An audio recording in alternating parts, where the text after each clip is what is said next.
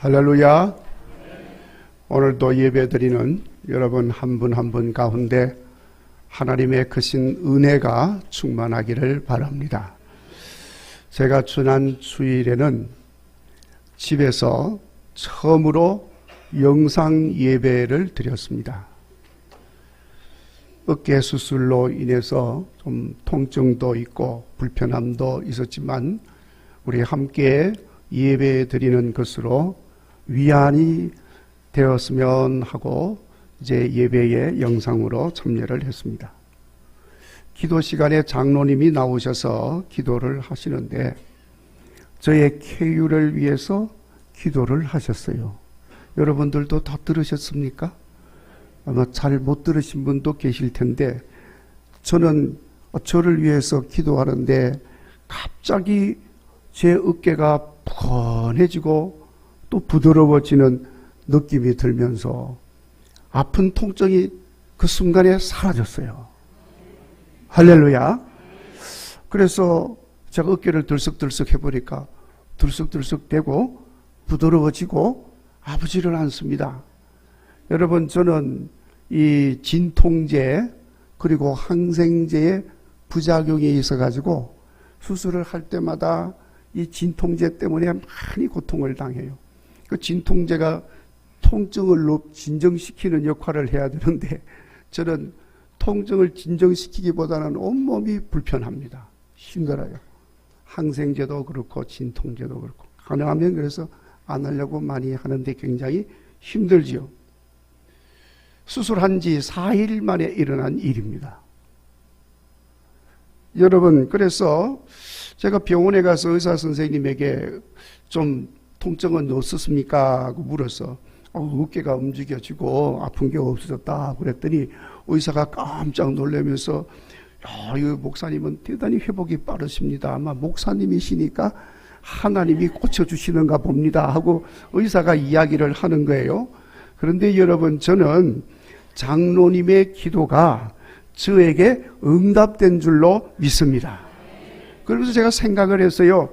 이 예배 시간에 장로님이든지 누구든지 서서 대신해서 이렇게 기도하는 게 너무너무 중요한 것이구나 하는 것을 깨닫게 됐어요.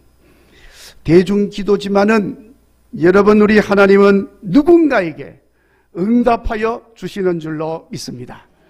전적으로 하나님의 은혜의 역사인 줄로 믿습니다. 그래서 말씀을 드리는 것입니다. 성도 여러분, 우리 성도는 무엇으로 살까요? 일반적으로 사람은 기본 욕구가 충족되면 삽니다. 먹을 것 있고 또 입을 것 있고 거할 곳이 있고 이러면 기본적으로 사는 거죠. 그뿐만 아니라 거기다가 또 정신적이고 또 정서적으로도 충족이 되어지면 더 잘 살겠지요. 그러면 여러분, 사람은 이렇게 살지만 성도, 거룩한 백성, 하나님의 사람은 무엇으로 살까? 물론 사람이니까 일반적으로 사람들처럼 육신적인 욕구와 함께 정신적으로 정서적으로 또 요구하는 것들이 충족되어지면서 살 수 있습니다. 그렇지만 여러분, 성도는 하나님의 백성, 거룩한 백성, 구별된 백성입니다.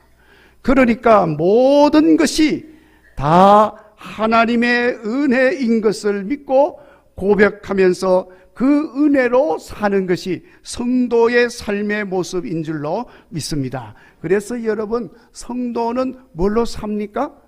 은혜로 사는 거예요. 할렐루야. 그렇게 고백하는 심령마다 은혜가 충만하기를 바랍니다.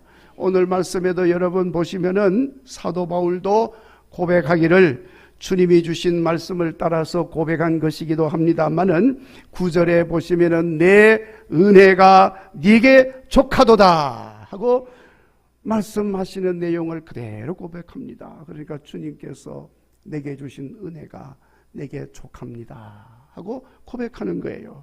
여러분, 바울은 7절 말씀에서도 밝히고 있는 것처럼 자기 몸에 육체의 가시가 있었다고 그랬습니다. 육체의 가시, 육체를 가시가 있어서 그 가시가 자꾸 찔러요. 여러분, 그 가시로 몸을 자꾸 이렇게 찌르면은 기분이 좋을까요? 기분이 나쁘고 아플까요? 아프지요. 그러니까 아픈 통증이 있는 거예요. 그 가시로 자꾸 찌르니까. 육체의 가시. 그래서 나를 괴롭게 하는 것이기 때문에 오늘 바울은 사탄의 사자라고 그랬어요.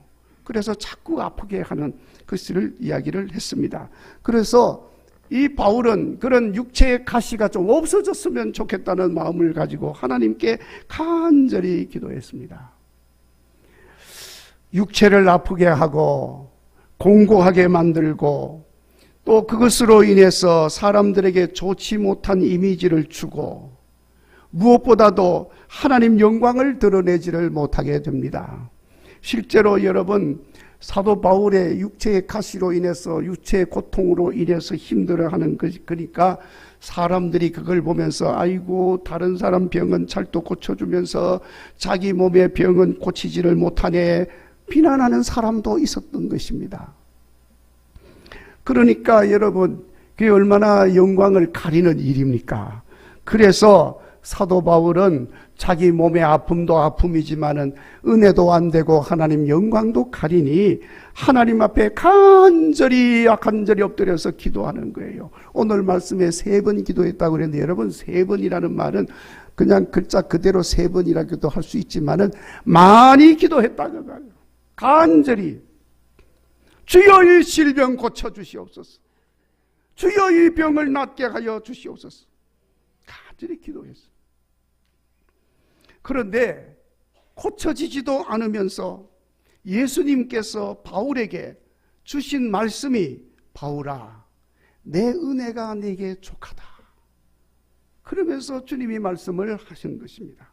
사도 바울이 기도하는 중에 주님의 음성을 듣는 순간에 깨달았습니다. 아, 기도 응답이 안 돼도 주님의 은혜가 있구나. 구하는 것 이루어지지 않고 병이 치료되지 않고 고통이 사라지지 않아도 주님의 은혜가 있구나. 그것도 만족한 은혜가 있구나 하는 사실을 깨닫게 되었습니다. 그래서 고백하기를 나의 나 된 것은 하나님의 은혜로 된 것이라고 고린도전서 15장에서 고백을 하고 있습니다. 사랑하는 여러분, 우리들에게도 바로 이와 같은 은혜가 있기를 바랍니다. 기도 응답이 되지 않는다고 낙심하지 마시고 그래도 주님의 은혜가 있음을 깨닫는 여러분 되시기를 바랍니다. 여러분, 설령 병이 고쳐지지 아니하고 형편이 좀 나아지지 않고 하는 일이 풀리지 않는다 할지라도 시험에 들지 마시고 바울이 들었던 그 음성, 내 은혜가 네게 족하다. 주님의 음성 들으시는 여러분 되시기를 바랍니다. 그것이 여러분 은혜입니다. 그러니까 이 은혜로 사는 사람은 범사의 은혜로 살게 되어 있어요. 여러분, 우리가 보면 대충 압니다. 아, 이 사람은 교회를 다니고 믿음 생활을 하지만 은혜의 삶을 사는가? 아니면 은혜의 삶을 살지 못하는가? 이 사람은 예수 믿으면서 은혜를 받았나 못 받았나 보면 알아요. 어떻게 알 수 있을까요? 여러분, 성도는 은혜로 산다고 했으니 은혜로 사는 사람은 은혜가 나타나는 거예요. 기분 좋으면 은혜를 살고 은혜로 살고 기분 나쁘면 은혜 없이 살고 그런 거 아니에요. 은혜 받은 사람은 항상 은혜로 사는 줄로 믿습니다. 범사의 은혜로 사는 줄로 믿습니다. 어떤 환경, 어떤 형편에서도 은혜로 사는 거예요. 사도 바울이 나의 나 된 것이 하나님의 은혜라 말씀하지 않았습니까? 내가 어떤 형편에 있든지 다 은혜라는 것을 고백하는 것입니다. 그렇기 때문에 은혜 가운데 살아가는 사람에게는 건강하여도 건강해서 은혜이기도 하지만 질병이 있어도 은혜임을 깨닫는 줄 믿습니다. 왜냐하면 바울이 고백하잖아요. 내가 약할 그때가 가장 강할 때임을 내가 깨달았다는 거예요. 그러니까 그게 은혜지요. 은혜로 사는 사람에게는 넉넉하고 풍족하고 부자여서 은혜이기도 하지만 가난하고 궁핍하고 없어도 은혜인 것입니다. 왜냐하면 주님의 마음이 있는 곳을 잘 알게 되기 때문에 그런 것입니다. 은혜로 사는 사람에게는 성공하고 출세하고 높은 자리에 앉아서 존귀하게 되어도 은혜지만 실패하고 낮아져서 비천하게 된다 할지라도 은혜로 사는 거예요. 왜냐하면 그래서 겸손을 배우게 되고 낮은 자리에 처하는 법을 배우게 하기 때문에 그런 것입니다. 은혜로 사는 사람에게는 형통하여 일이 잘 풀리는 것도 은혜지만 앞뒤로 꽉꽉 막히고 하는 일이 풀려지지 않아도 은혜인 것을 알고 고백하며 사는 것입니다. 주님을 찾을 수 있는 가난한 심령을 소유했기 때문에 그런 것입니다. 그러니 여러분, 그것 자체가 얼마나 또 큰 은혜입니까? 이렇게 은혜를 알고 은혜로 사는 사람은 은혜를 드러내게 되는 줄로 믿습니다. 어디에 있든지 은혜가 나타나는 거예요. 사람들이 그를 통해서 그 은혜를 보고 또 그 은혜를 받고 은혜가 무엇인지도 배우게 되는 것입니다. 그래서 어떻게 합니까? 하나님께 영광을 돌리게 되는 줄로 믿습니다. 사랑하는 성도 여러분, 우리도 다 이와 같이 성도는 은혜로 사는 사람인 것을 기억하시고 범사의 은혜로 사는 성도들이 되시기를 주의 이름으로 축원합니다. 자, 그러면 여러분, 어떻게 하면 그런 은혜로 살 수 있습니까? 많은 사람들이 다 은혜를 받죠. 구원받은 것도 은혜지요. 아멘? 다 은혜 받았잖아요. 그러면 은혜로 살아야지요. 그런데 또 많은 사람이 은혜로 살지를 못해요. 그러니까 지금부터 어떻게 하면 그런 은혜로 살 수 있는지를 좀 말씀을 드릴 텐데 잘 마음에 새기시기를 바랍니다.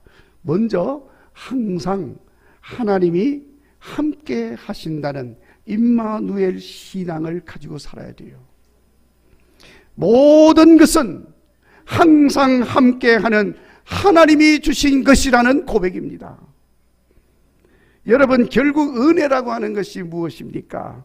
그것은 하나님이 나와 함께하는 것을 알고 깨닫고 고백하는 그것이 은혜인 줄로 믿습니다. 그러니까 항상 하나님이 함께 하시니 다른 생활을 할 수가 없습니다. 여러분, 종교개혁자 존 낙스라고 하는 사람이 있어요.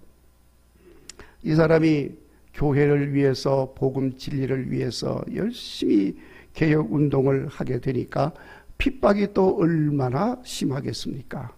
핍박이 많고 심지어는 죽음의 위협도 고비도 많이 넘기게 됩니다.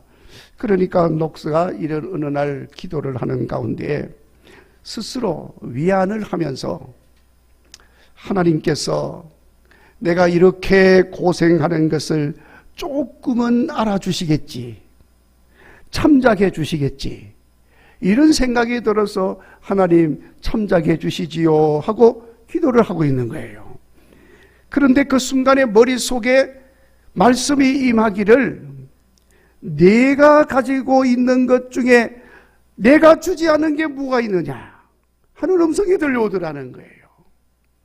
그래서 이 낙스가 그 음성을 듣는 순간에 곧바로 회개했다는 거예요. 하나님, 내가 있는 것은 내 공로가 아니고 내 힘이 아니고 오직 하나님의 은혜입니다.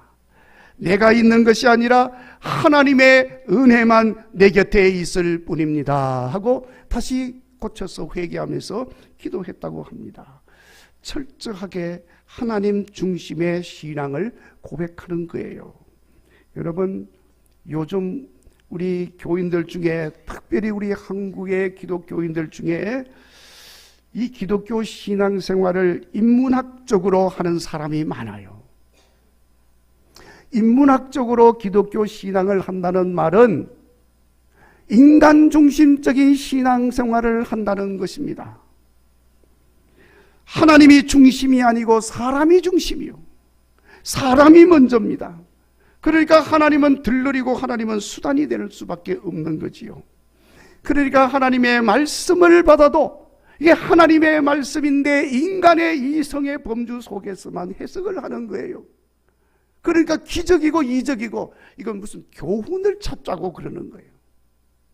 그 기적과 이적 속에 역사하시는 하나님의 역사를 보지를 못하는 거예요. 신앙생활도 자기 편리한 대로 하는 겁니다.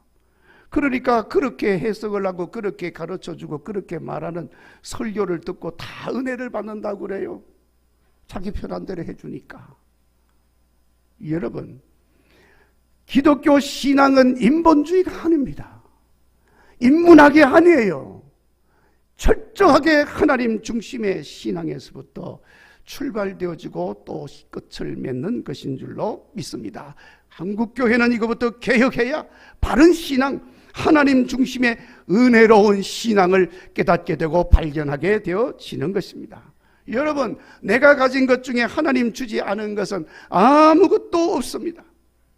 그렇기 때문에 나는 없어지고 있다 할지라도 작아지고 낮아질 때 하나님 은혜가 내 안에 거하게 되는 것입니다. 그리고 그 하나님의 은혜가 내 삶 속에 들어와 있을 때에 그 은혜를 누릴 수 있는 은혜 위에 은혜의 삶이 주어지는 거예요. 그러나 여러분, 인본주의적인 인간 중심의 믿음 생활에는 자기 공로와 자기 의만 있을 뿐인 것입니다. 자기 공로와 자기 의만 있는데 하나님이 주시는 은혜가 있을 자리가 어디 있겠습니까? 은혜가 없는 것입니다.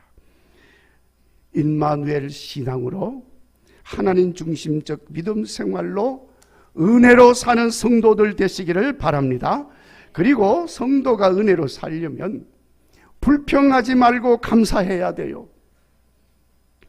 사도 바울이 육체에 가시가 있었다고 그랬지 않습니까? 그 육체의 가시로 인해서 불평만 하고 앉아 있었다고 한다면 그는 결단코 주님의 은혜를 발견하지 못했을 것입니다. 주님의 은혜를 발견하지 못했으면 평생을 불평하면서 끝났을 거예요. 그러나 불평하지 아니하고 겸손히 하나님 은혜를 구하면서 기도하니까 주님의 은혜가 주어진 것입니다. 바울아, 내 은혜가 네게 족하다. 족한 은혜를 깨닫게 된 것입니다. 여러분, 불평은 은혜를 잃어버리게 하는 가장 큰 적이라는 사실을 깨달으시기를 바랍니다. 여러분, 어린아이들이 아는 동화에 코끼리의 불평이라는 이야기가 있어요. 아시는 분도 있겠습니다만 동물들이 모여가지고 운동회가 이제 시작이 되었습니다. 먼저 달리기부터 합니다. 저 고지 위에 높은 언덕 위에 이제 깃대를 꽂아놓고 동물들이 쫙 서서 출발선에 서서 저기까지 제일 먼저 달리는 사람이 1등이다. 달렸어요. 다 열심히 달려갔습니다. 그런데 코끼리가 제일 꼴찌를 했어요. 아이고, 쥐도 그냥 금방 올라가는데 코끼리, 덩치도 큰 코끼리가 꼴찌를 했으니 얼마나 부끄럽습니까? 그래서 이 코끼리가 속이 상해가지고 하나님은 어째 나를 이렇게 덩치만 크게 가지고 달리기도 못하게 만들었습니까? 그래서 불평을 한 거예요. 그 다음날 또다시 운동회가 계속됩니다. 그 다음날에는 무슨 운동의 경기가 됐느냐 하면은 줄당기기 운동이 시합이 이루어졌습니다. 그래서 서로 동물들이 나와서 힘을 기르기 시작하는 거예요. 누가 1등 했겠습니까? 코끼리가 1등을 한 거예요. 코끼리 기분이 얼마나 좋아졌겠습니까? 그래서 1등을 한 코끼리가 이번에는 하나님 앞에 지난번에 어제 불평한 거 하나님 회개합니다. 그러면서 나를 이렇게 크고 힘세게 만들어 주셨으니 감사합니다 하고 감사 기도를 했다는 거예요. 여러분, 코끼리가 약점도 있지만 코끼리로 사는 것은 놀라운 하나님의 은혜인 줄로 믿습니다. 여러분, 이 말이 무슨 말씀입니까? 나의 나된 것이 하나님의 은혜라는 말과 같은 거예요. 그런데도 몸집이 크고 무거워서 달리기에서 1등하지 못한 것만 생각하고 불평하고 원망하면서 산다면은 결코 그에게는 은혜가 주어지지 않습니다. 주어진 은혜마저도 소멸되고 말 것입니다. 그러니까 여러분, 나의 약한 부분도 많이 있지만 그런 것이라도 감사하면서 기도하면 은혜는 더 큰 은혜로 주어지게 되는 줄로 믿습니다. 그러나 은혜를 은혜로 알지 못하고 그렇게 살아간다면 결코 은혜될 것이 없습니다.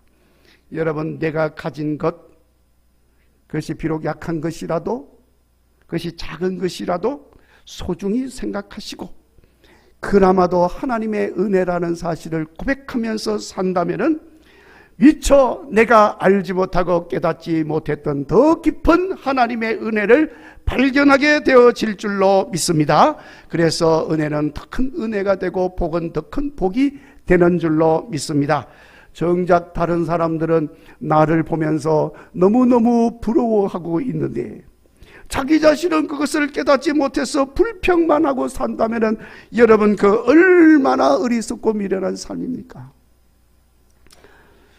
은혜가 은혜되는 것은 은혜를 은혜로 깨달아야 하고 은혜로 느껴야 하고 은혜로움 안에서 만족해야 하는 것입니다.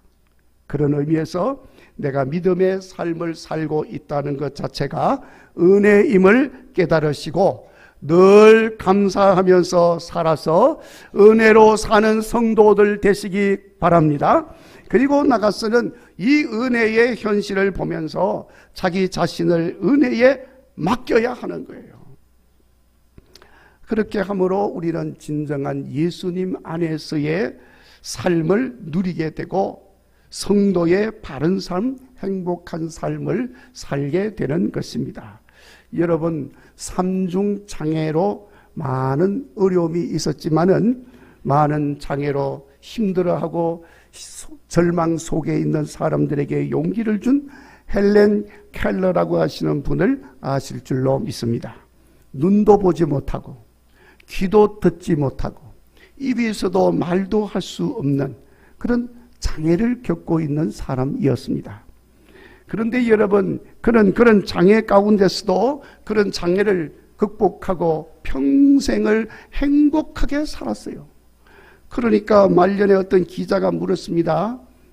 이런 육체적인 고통과 함께 평생을 살아왔는데 당신은 하나님을 원망해 본 적이 없습니까? 그렇게 물었어요.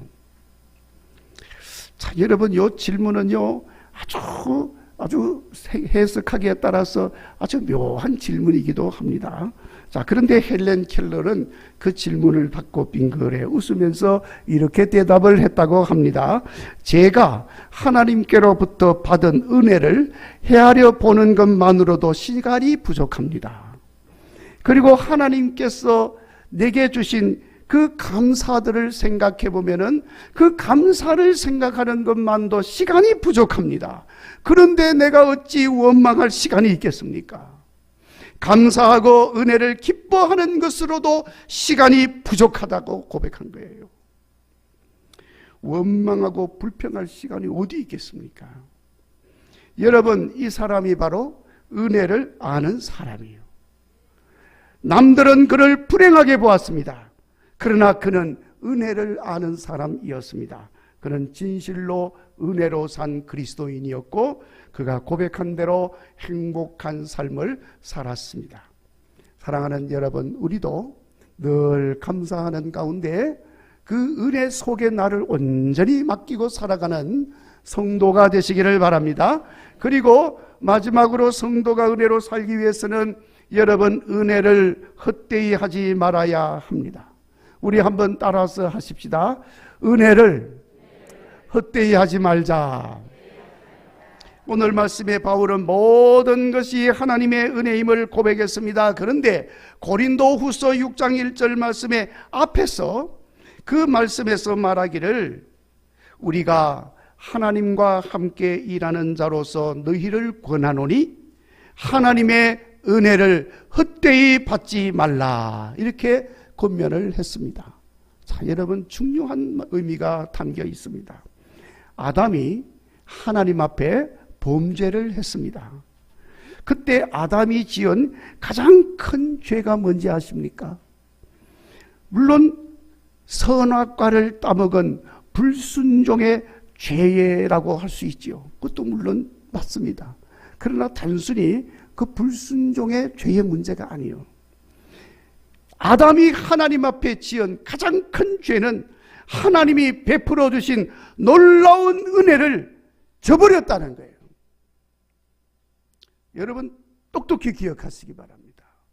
우리는 모두 다 은혜를 받은 자들입니다. 그러니까 예수님 믿고 믿음을 갖게 되었고 구원을 받게 된 것입니다. 그리고 이와 같이 국일교회에서 신앙생활하고 있는 것입니다. 놀라운 은혜가 아닐 수가 없습니다. 그런데 여러분, 이 은혜를 저버린다는 것은 아담이 범죄한 죄보다 더 큰 죄인 거예요.